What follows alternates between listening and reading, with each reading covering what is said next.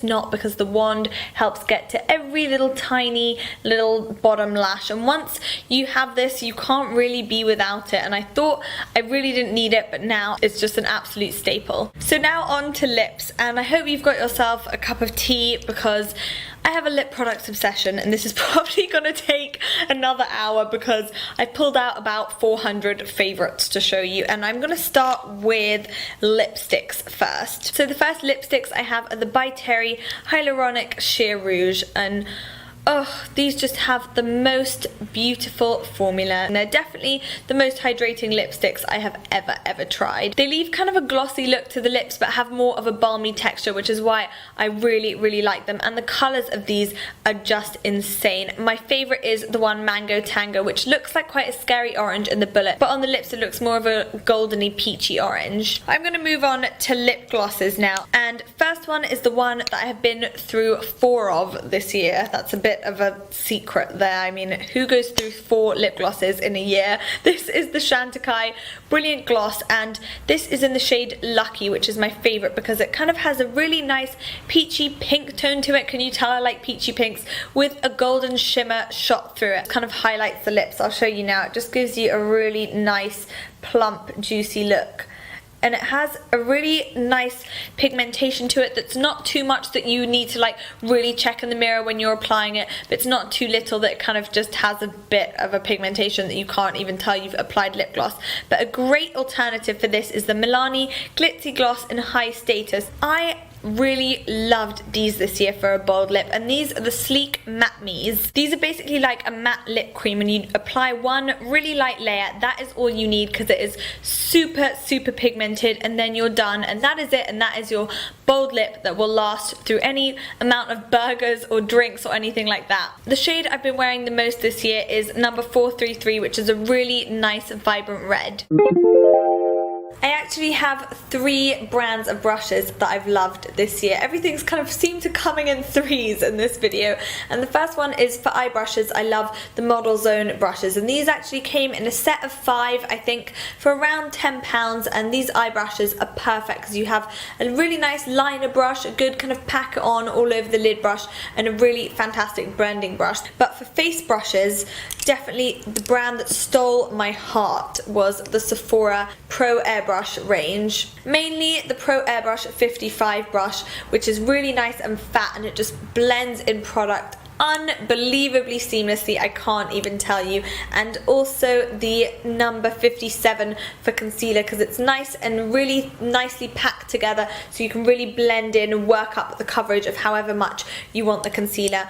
And then other brushes, I really couldn't mention these because they are mainly the brushes I own, and these are Real Techniques, and I pulled out my 4 favorites to show you, which is the buffing brush, which is when I want a bit more coverage for the evening, this is what I turn to, and the stippling brush to kind of blend in any product or apply blush or bronzer. And then my 2 favorite eye brushes, one is the Duo Fiber eye brush to blend in product into the socket because this is the perfect shape, and one is the base shadow brush, which I actually use for my concealer. So those are my favorite eye brushes, and now I'm going to move on to other tools, and this is a definite favourite of mine this year because this has helped me get volume when I need it the most. And this is actually a Kent back combing brush, and the bristles of this brush are really kind of thick and horribly, they just don't feel very nice at all, but for getting volume in the hair, they are absolutely incredible. And all you need to do is pull a piece of hair really nice and tight and kind of do this at the root, back and forwards, and smooth it over, and then you're done, and your hair will definitely have doubled in size. And then next I have this, which is a Miss Oops sponge, and this is basically a sponge for any kind of mistakes, mainly deodorant marks. My favourite deodorant actually leaves white marks. You kind of just do this against the clothes and it just takes off any marks, like any stains, especially deodorant. This kind of gets rid of white deodorant marks in seconds. They're definitely a good tool to have around. And then my next one is my favourite sponge. This is the Beauty Blender, which I use to kind of blend in concealer under my eyes, or if I'm feeling really fancy and I have quite a bit of time and want my foundation to look super flawless, I kind of use this with my foundation as well. But I do make sure I use it damp, so I kind of run it under the sink for quite a bit and make sure it kind of expands and feels a bit damp when I use it, because then it just blends in products so beautifully. When it comes to painting my nails, there is one brand that I always go to, especially when I'm in a rush, and that is the Bourjois 1 Second Gel Nail Polish. First of all, because the brush is really thick, so it kind of has the perfect shape to kind of coat your nail in one swipe.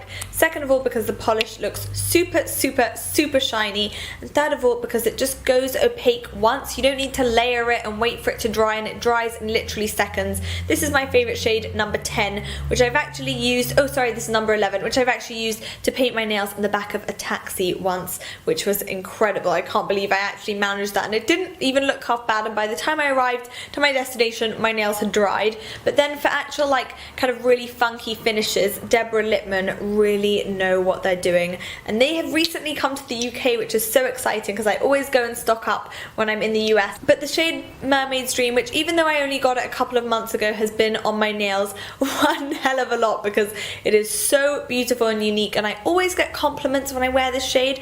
And then also Across the Universe, which I really like because it's much more wintry. So that is the end of my very long first part of my 2013 favourites. There was a lot of makeup I had to show you today, but I hope you've enjoyed this video. Make sure you are subscribed for part 2, and I will leave all my links like Instagram and Facebook and Twitter and all that jazz below, so you can go and come and follow me on there if you fancy it. And I will see you in my part 2, which will be up soon, so I will see you soon. Bye!